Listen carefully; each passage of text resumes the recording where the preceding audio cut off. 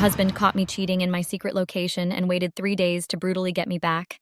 Hey Reddit, my name is Amanda, 33F, married to Dixon, 35M, for the last 3 years, which seems like 30 years if you ask me. To be very frank, I was never happy marrying Dixon.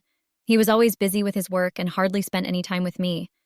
Even when he was at home, he paid zero attention to anything that I spoke about or showed him. He was always engrossed in his work and never had time for me.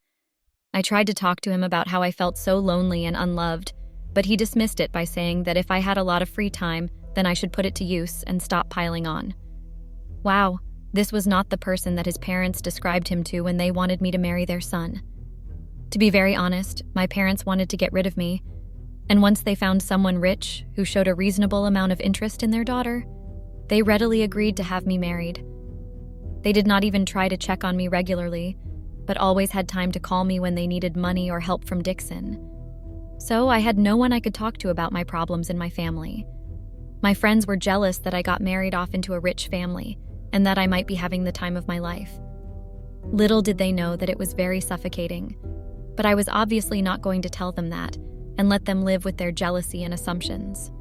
After 1 year of being married to Dixon, I had concluded that there was no point in trying to expect him to either spend time with me or even love me.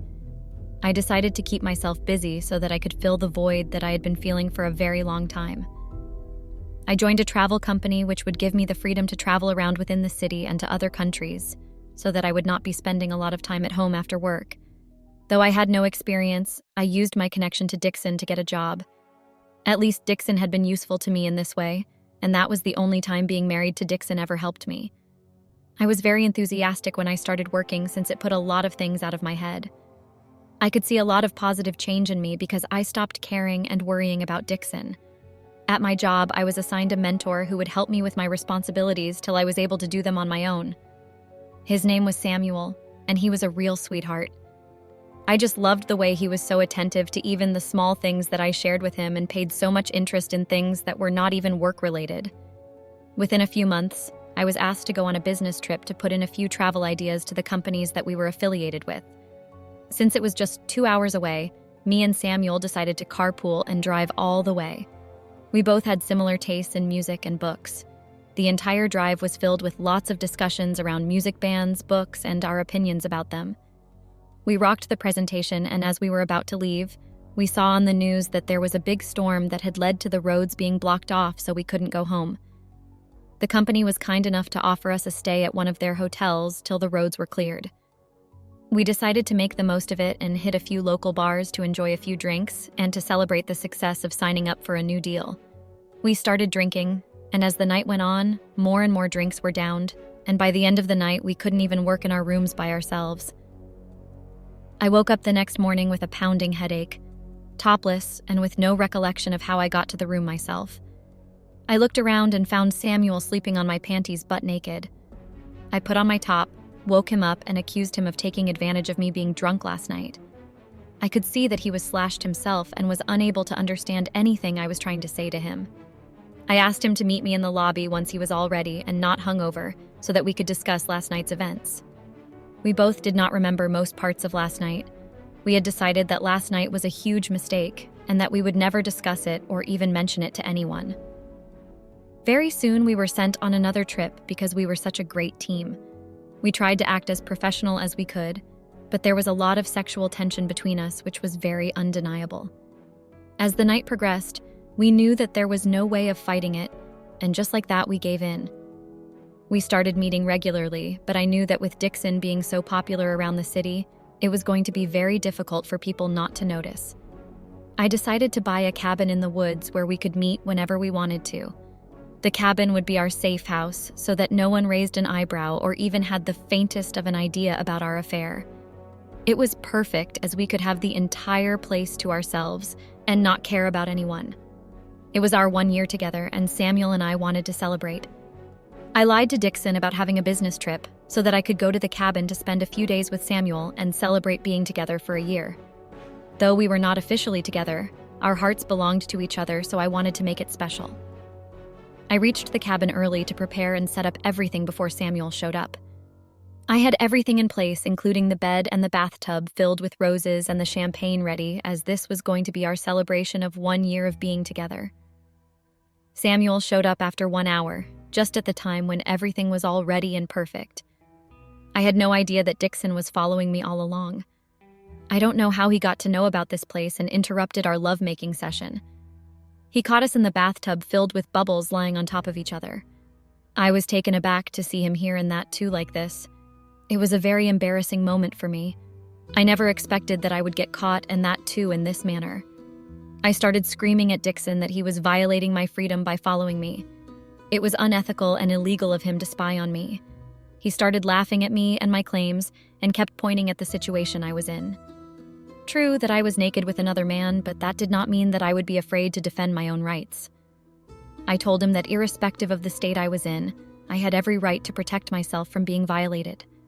Dixon did not like that I was being so shameless with no remorse about not having done anything wrong, that he would have no choice but to make me understand that what I was doing was called adultery, which is illegal in a marriage.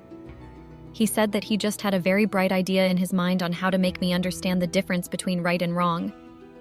Before we could even manage to get out of the bathtub, he locked us in the bathroom and switched off the lights and hot water. We did not even have our phone on us to call for help, and we were stuck in the bathroom with no clothes and just towels to help us keep warm. Dixon unlocked the bathroom after 2 hours and ordered us to get out. If I would have been locked in the bathroom for another 30 minutes, I would have frozen to death. We started scrambling our clothes to find something warm to wear. In the meanwhile, Dixon asked Samuel if he would like to be a part of whatever was going to happen next. Samuel, like the useless shit that he was, bailed out on me and decided to leave me to deal with Dixon. After Samuel left, Dixon questioned me that wasn't it our 1-year anniversary that we were celebrating, and how ironic of Samuel to leave exactly after 1 year of having an affair. I snarled at Dixon that if he would have been nice to me, I would not have to look for love outside of marriage and decide to have an affair with Samuel. All he had been since the time we got married was too busy or unavailable or unappreciative of my actions, which had led me to take the step of having an affair. Samuel, on the other hand, gave me attention, listened to what I wanted to say, and made me feel special, which Dixon never did. I guess that was the reason why I was attracted to him, and went so far as to even have an affair with him. Dixon laughed and told me to look at how it all turned out. The guy who made me feel special fled the moment he got his chance. He was not in love with me and just was using me, since I was the one who gave him the permission to use me. I knew that it wasn't entirely false, because I knew that Samuel was with me for his own convenience. I would be the one paying for most of the things and trips that we would take, but I did not mind that, as I thought that he was actually truly interested in me, and also, I wanted to splurge Dixon's money as much as I could. Dixon tied me to a chair and started interrogating me. He asked me if I had been using his money and his connections to show off to my boyfriend how much I could do for him. It was true that I was using Dixon's money for all my rendezvous with Samuel, because it felt like I was slapping Dixon in his face whenever I spent on anything to do with Samuel. Dixon told me that since I was very confident that I could seduce any man with that face of mine, he was going to ruin it for me so that no other man would fall for that innocent face. I kept yelling at him to stop and that I would never repeat this mistake again. He got a bucket of boiling hot water and tried to force my face into it while I was begging him to forgive me, and that I would do anything that he wanted me to. He told me that though he might have not given me enough time, he made sure that I had every comfort that I ever wanted at my disposal while he was busy making money. The exact same money that I had been mindlessly spending on myself and my boyfriend for the past 1 year. He told me that he never forgives anyone who tries to take advantage of his kindness. I was trembling with fear at the thought of Dixon actually burning my face. I tried to coax him into not doing anything to me and change this by convincing him that we could start over, and that we both would invest a lot of time in working on our relationship to build trust. He laughed at my failed attempt and told me that he knows when someone is trying to save their ass and making up bullshit just to get out of the situation. Damn, it was going to be more difficult than I thought. I thought that why not try seduction, since that could be something which could help me melt his heart a little. I asked Dixon if he could do me a favor and scratch me on my thigh as I was feeling very itchy. He placed his hand on my thigh and all I had to do was direct him towards my panties, and maybe then I would be able to get him to untie me and then run for my life far away from him. I did get what I wanted, but not in a way that I was thinking of. Dixon did not untie me even after feeling me. He had sex with me on the chair that he had tied me on and forced me to pleasure him repeatedly for 1 hour. He kept slapping me and telling me how dare I have an affair, and that too for almost a year. I could see that he was being very rough with me, but I knew that anything I would say would only lead to him being harsher towards me, and I did not want that. He woke me with a start by throwing a bucket of very cold water on my face the next morning. I was still tied to the chair, but thank God my face was still safe.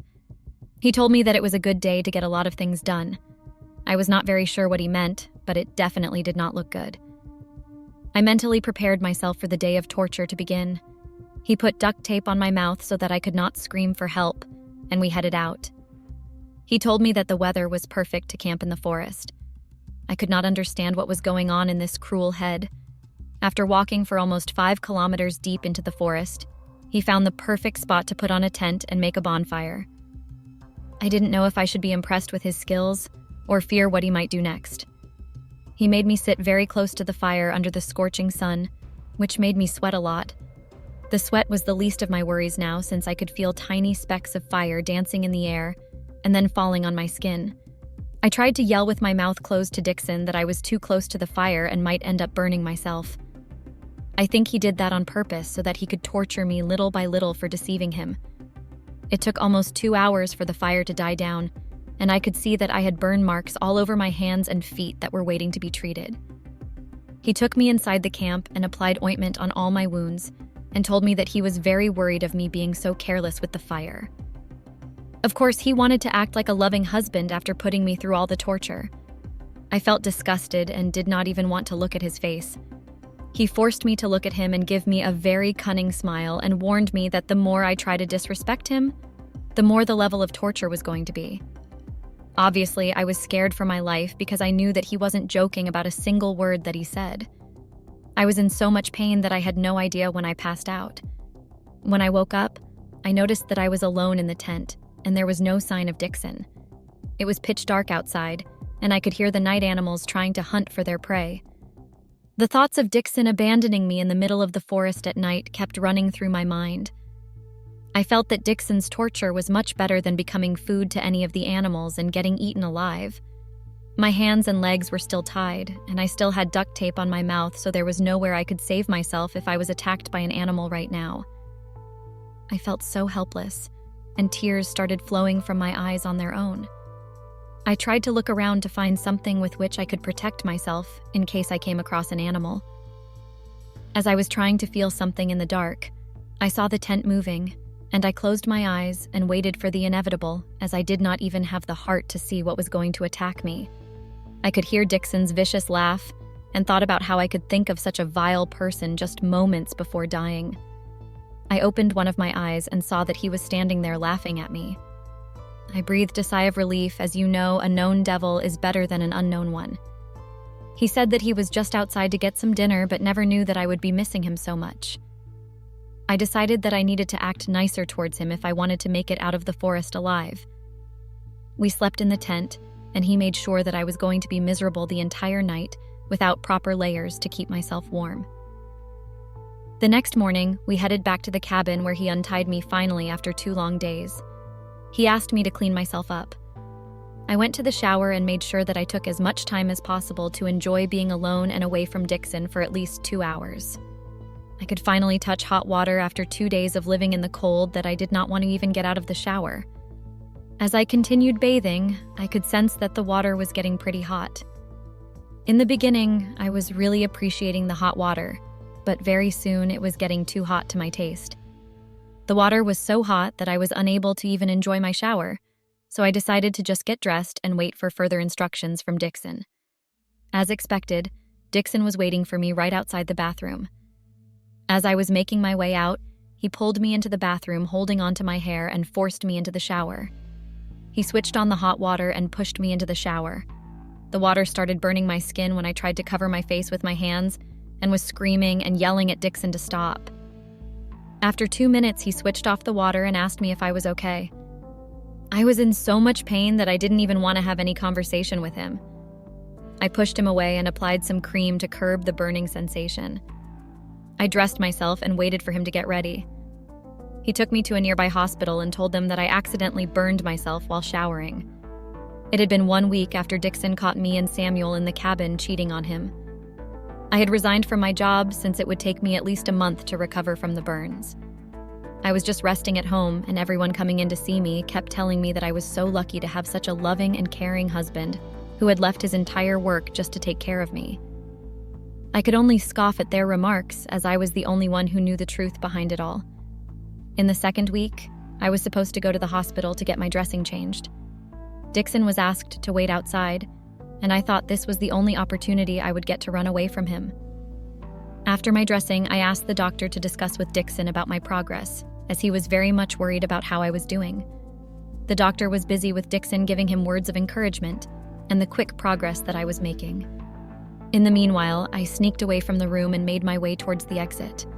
Once I was out of the hospital, I started running like a mad woman without even looking back. I took all these tiny little lanes so that it would get difficult for Dixon to follow me in his car. Once I confirmed that there was no one following me, I decided to take a break from all the running, as I was not in my best shape to run for a long time. Thankfully, I had my phone on me, so I quickly went to the nearest ATM and withdrew all the money that I had in my bank account. I knew that Dixon would very easily be able to trace me to the ATM in no time. I threw my SIM card in one of the trucks that was passing by just in case Dixon was tracking my location. I went to a very dodgy-looking motel and booked a room for a day so that I could think of my next steps. Though the bed was not very comfortable, I could finally feel free, as if I had just come out of a royal prison. The next day, I got up very early and decided that I could not stay at one place for a long time and had to keep moving. I left the motel and took a train to Ohio, as I did not think Dixon would be looking for me there. I decided to start my life in Ohio if everything went my way. I would change my name, my identity, and even my personality if I had to, so that I could live in peace far, far away from Dixon and his shadow. It has now been 2 weeks since I moved to Ohio with no signs of Dixon. I can finally think that I am at a better place now, and no amount of luxury could buy me this freedom. Now when I look back, I know that me cheating on Dixon was not the right thing. The way he treated me was not the kind of punishment anyone would deserve. It was very inhuman and ruthless, in my opinion. I would wish no one to go through the kind of punishment that I have been through. For anyone reading this, I would like to tell you that if you are in a situation where you think that you are being neglected, then please first try to get out of that situation before you do anything stupid, especially if you have a psycho partner. Then it would be better to first get out of that relationship as quickly as possible. Trust me, I'm telling this from experience that there is going to be no better way of handling this than actually running as fast as you can and as far away as you can first protect yourself. If you are alive, then you can do whatever you want to do with your life.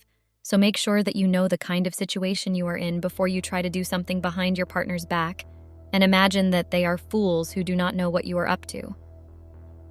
Thank you all for being a part of my journey into becoming a new person. I wish everyone lots of love and happiness in their lives.